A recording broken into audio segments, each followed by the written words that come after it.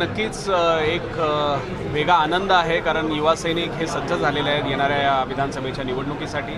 अतिशय चांगला प्रतिसाद आज मुंबईची खरं तर माझी शेवटची बैठक आहे। यानंतर आता मराठवाडापासून या युवा महाराष्ट्र दौऱ्याची सुरुवात होणार आहे। अतिशय चांगला प्रतिसाद आम्हाला मिळतोय आणि युवकांना एकत्र पाहून मलाही खूप आनंद होतो।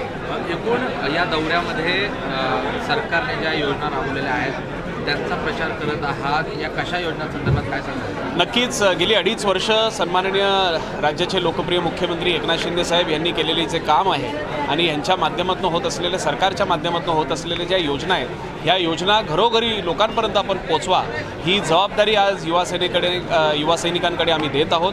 कारण शेवटी युवा सैनिक हे सोशल मीडियाच्या माध्यमातून असतील किंवा सगळे ॲप्लिकेशन्स आणि ह्याच्या माध्यमातून असतील, हे खूप ॲक्टिव्ह असतात आणि अशा युवा सैनिकांना आपण जबाबदारी देऊन प्रत्येक घरोघरी पोचायचं आव्हान या बैठकींच्या माध्यमातून आम्ही देत आहोत। या बैठकीत आत्ता जे भाषण केलं तुम्ही, मागच्या अध्यक्षांवर टीका केलेली आहे की फक्त युवा सेनेचा वापर हा झेंडे लावण्यासाठी आणि बाईक रॅलीसाठीच होत होता?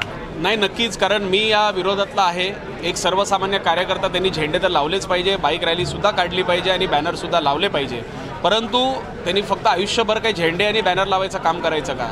युवा सैनिकांना थोडं तरी प्रमोशन दिलं पाहिजे, ह्या मनाचा मी आहे।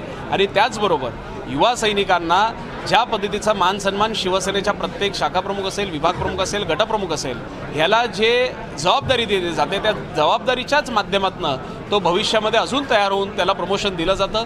परंतु युवा सैनिकाला पूर्वीच्या काळामध्ये असं काही दिलं जात नव्हतं, जबाबदारीच दिल्या जात नव्हते, त्यांचा फक्त वापर केला जात होता। आत्ताच्या आमच्या युवा सैनिकांना प्रत्येक जबाबदारी जी शिवसेनेच्या पदाधिकाऱ्यांना दिली जाते, तशीच जबाबदारी युवा सैनिकांना दिली जाते। आणि मी सांगतोय, भविष्यामध्ये आमचेच हे युवा सैनिक या मुंबईच्या महानगरपालिकेमध्ये नगरसेवक म्हणून सुद्धा निवडून जाते। गोमातेला आता राज्यमातेचा दर्जा देण्यात आलेला आहे।